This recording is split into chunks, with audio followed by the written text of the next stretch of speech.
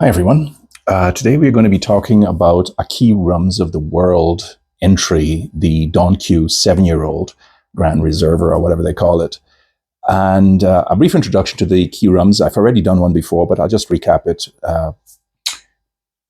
Key rums are those rums that are not at the top of the quality ladder. They're not bottom feeders. They're not completely mixing agents or stuff like that. They're simply rums that I think tend to be overlooked because we tend to go for very high priced, very exclusive bottlings far too often.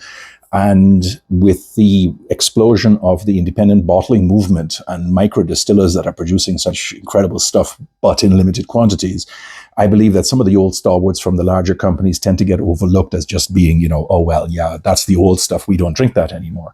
And I wanted to draw more attention to them because many of them are actually undiscovered steals. They are affordable. They are approachable to both novice and aficionado alike. And they're available. You can find them just about anywhere. That's not always true. There are some exceptions to that, but most of the time, that's what the rules that I've set for myself actually are. And today we're looking at, as I said, the Don Q 7-year-old, which I had the opportunity to try at the Berlin Rum Fest some time ago, more than once in point of fact, when I went through the entire line with the brand ambassador, the exhibitor at the German Rum Festival, both last year and the year before that, and his beautiful assistant who helped me out and made sure that I had everything in line. Now, you could argue that the Gran Añejo, which is one step up and is slightly older, is probably a better bet, but it's also a bit pricier. And I think this one kind of like fits into the middle fairly well. Now, for those who want the introduction of the company itself, this is made by Destilería Serrallés of Puerto Rico, which is the biggest seller of rums on the island, according to them. I have no way of checking whether that's true or not, but they say they are. And of course, Bacardi is the elephant in the room that has the biggest operations in the island. But there are other distilleries like Club Caribe and San Juan Artisan Distillers. I think the Rumcast have done an episode, a two-parter on the distilleries of Puerto Rico, if anybody's interested in looking at it. And I will put a link to that in the show notes of the written review that will accompany this. The distillery has been around since about 1865, but the founders came over in the 1820s, I think. And from Catalonia, just like Facundo Bacardi did. And it's a well-regarded rum brand around the world. And the Don Q is their outward-facing export brand, even though it's also sold on the island, that was first issued in 1934. They do have other brands like Boca Chica, Palo Viejo, Rañave, and Granado, but these tend to be on island and they don't get that much press anywhere else.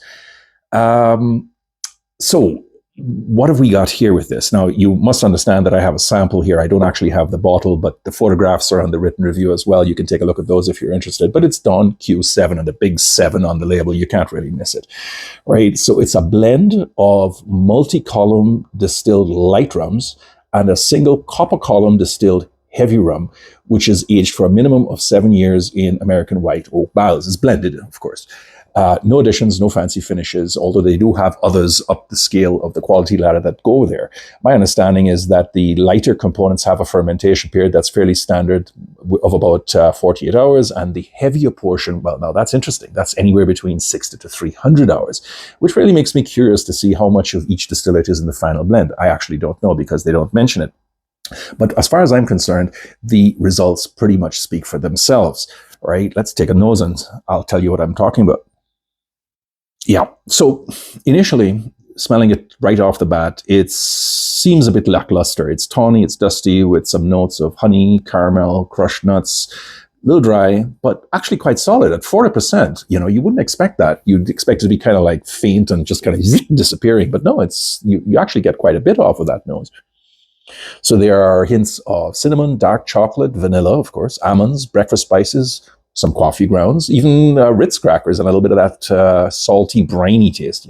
Whatever tannics they are from 7 years of, which is essentially tropical aging, is kept way back, and which is really good because some of the Spanish runs that I've tried tend to have a little bit more bite from that bitter barrel influence. But here, it's absolutely not the case.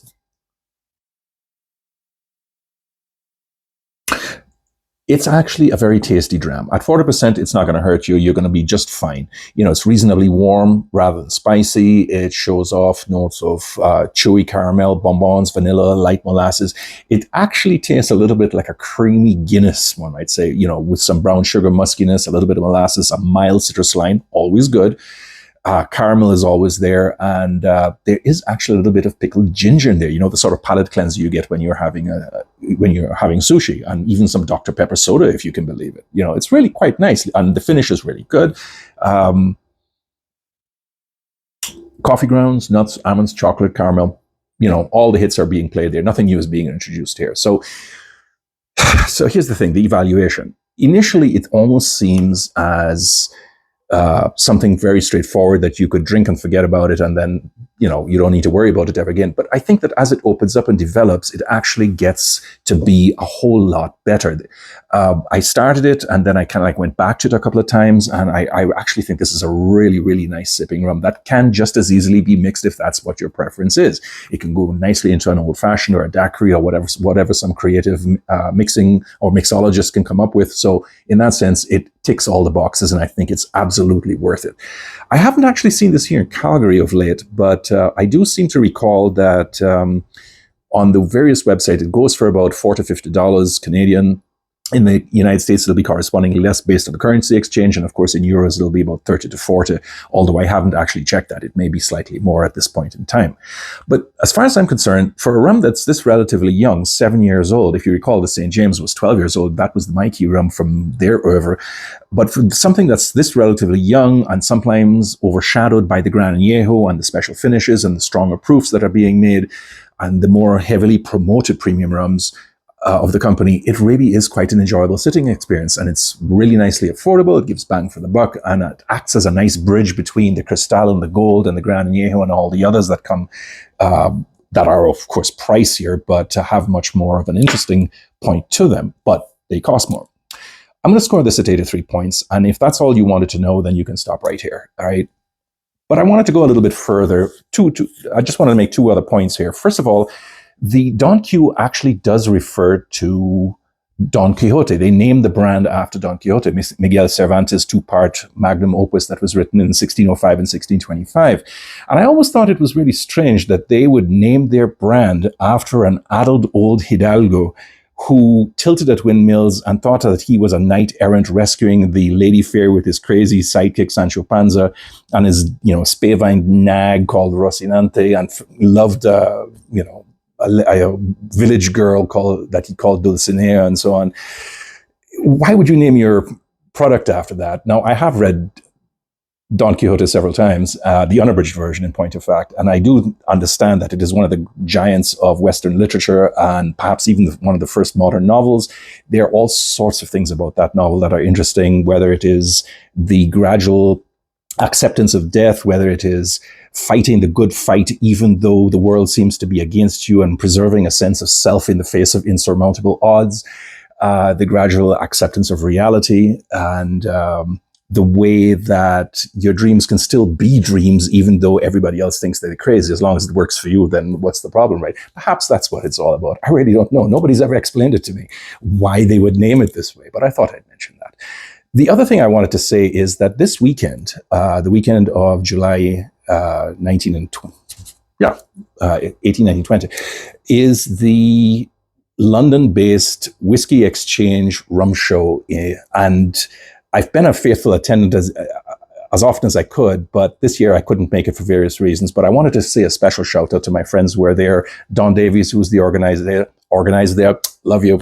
Just wish I could be there. My friend Nikhil from India, who I know is visiting and has been sending me snarky posts on Instagram, on WhatsApp about all the bottles that he's trying at the Black Parrot Bar. My friends who are all there, you know who you are. I wish you nothing but the best. All the UK-based distillers, John Go, Ninefold, Retribution, all the other guys, you know who you are too, because I've talked to you before in the past. I'm sorry I can't be there this year. Have a great time, everybody. Enjoy yourselves. Send me pictures of what you got, what you find, and I'll be looking on social media for all of you. Have a really, really great weekend. Take care, everybody. Bye-bye.